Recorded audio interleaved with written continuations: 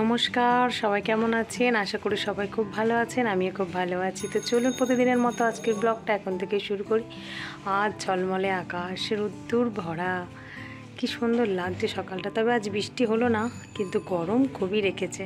নিশ্চয়ই বৃষ্টি হবে আজকালের মধ্যেই। চলুন, আজকে একটু সাবু ভিজিয়েছি, দুপুরবেলা সাবু খাবো ঠিক করেছি। হ্যাঁ, সকালে তো একটু রুটি হয়েছে আর তার সাথে একটু আলুর তরকারি। আর ওই বাবার জন্য দিয়ে দিয়েছি, আমরা টিফিনও করে নিয়েছি। কি মা গিয়েছিল আজকে মামার বাড়ি মুড়ি আনতে। আজকে মুড়ির টাম একদম ফাঁকা হয়ে গেছে, সকালে যেটুকু ছিল খেয়েছি। এবারে মুড়িটা নিয়ে এসেছে, মুড়িটা ঢালি। চলুন, এই যে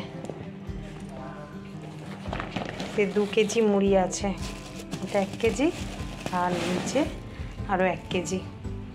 আর কালকে রাতে আর ওই বাবা যে মিষ্টির প্যাকেট এনেছিল, 2টো এনেছিল, তার থেকেই একটা মায়েদের বাড়ি পাঠিয়েছিলাম। তো সেই প্যাকেটটাতে করে মা আবার লাড্ডু আর একটা ক্ষীর কদম দিয়েছে, দেখুন জানো। আর ওই খাবে, দাঁড়িয়েই আছে এখানে, একদম ডাকতে হয় না। চলুন মুড়িগুলো ঢালি। তবে আজকে যেন মনে হচ্ছে 2টো মুড়ি এক লাগছে। 2টো তো 2 রকম আনা হয় রে, নেই? ও তাই মনে হচ্ছে, 2টোই দিশি মুড়ি এনেছে। আমি আবার এই মুড়িটা খুব একটা পছন্দ করি না, আমি একটু সরু মুড়িটাই বেশি পছন্দ করি, কিন্তু নেই বলছে, কী করা যাবে। এই দেখুন ক্ষীর কদম খাচ্ছে, ক্ষীর কদম। কি সোনা, কি খাচ্ছ এটা? হ্যাঁ, কি খাচ্ছ? হ্যাঁ চিনি। ও বাবা, তোমার বাটি ধরে দিয়ে দিয়েছে? হ্যাঁ, বাটি ধরে দিয়ে দিয়েছে তোমাকে। নাও, খেয়ে নাও। এবার জল খেতে হবে, জল দাও।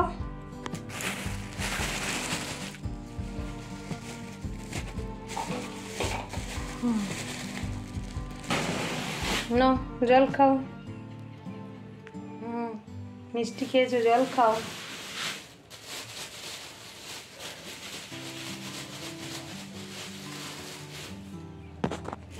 আসলে এত মিষ্টি আসার কারণ এটাই, কাল তো বিশ্বকর্মা পুজো গেছে, তো সেই কারণেই মিষ্টি এত।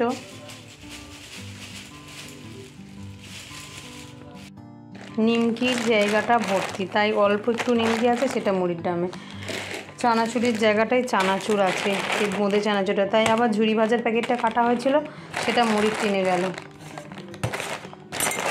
এগুলো মুড়ির টিনে রাখলে না বেশ সেঁতোয় না, মরমরেও থাকে। তাও একটা বিস্কুটের প্যাকেট আমি এইমাত্র খালি করে এই ডিব্বাটার মধ্যে রেখেছি।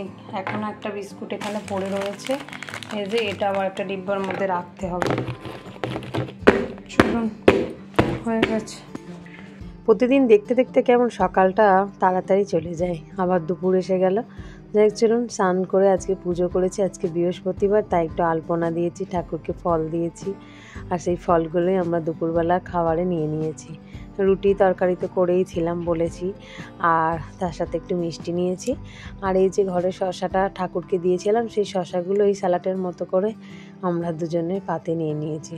যাই হোক, চলুন একটু মিষ্টি দিয়ে রুটি খেতে ইচ্ছে করছে, দেখি দুজনে মিলে খাই। তো আজকে আবার আরোহী কম্পিউটার আছে, তাই দুপুরবেলা আর একটু ঘুমাবো না, বিকাল বেরিয়ে যাব। তো আজকের কম্পিউটার সেন্টারের ওখানে এসে আমরা যে গাছটার তলায় বসে থাকি 1.5 ঘন্টা, সেখানে একটা অবাক কাণ্ড জিনিস, 2টো বাচ্চা মেয়েকে আজকে দেখলাম জানেন। আর তারা দুজনে মিলে মা দুর্গাকে তৈরি করছে। আগমনের সময় মা দুর্গাকে কত সুন্দর বানিয়েছে দেখুন।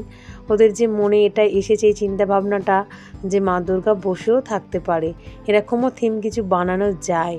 দেখুন কত সুন্দর করে মহিষাসুরের মুখ করেছে, একটা কন্টেনারের ওপর এরকমভাবে বানিয়েছে। 2 বোনেই বানাচ্ছে, ছোটটা বানাচ্ছে একদম নিচে শুইয়ে রেখে মা দুর্গা, তাকে দাঁড় করাতে একটু সমস্যা হবে বটে, তবে এ কিন্তু বসেই একদম প্রথম থেকেই স্ট্রিক্টলি বানিয়ে যাচ্ছে।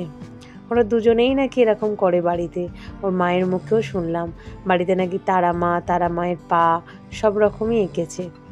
আর এখানে এসে দুর্গাটা দেখে সত্যিই আমাদের মন চোখ দুটোই কেড়েছে। তার সাথে সাথে আবার কতগুলো বাউনকেও তো দেখালাম আপনাদেরকে, দেখলেন সব বাউনগুলো পাশে বসানো আছে, সব রেডি হয়ে গেছে, ময়ূর থেকে শুরু করে ইঁদুর অবধি। লক্ষ্মীর পেঁচাটা আমাদের খুব সুন্দর লেগেছে সত্যি কথা বলতে।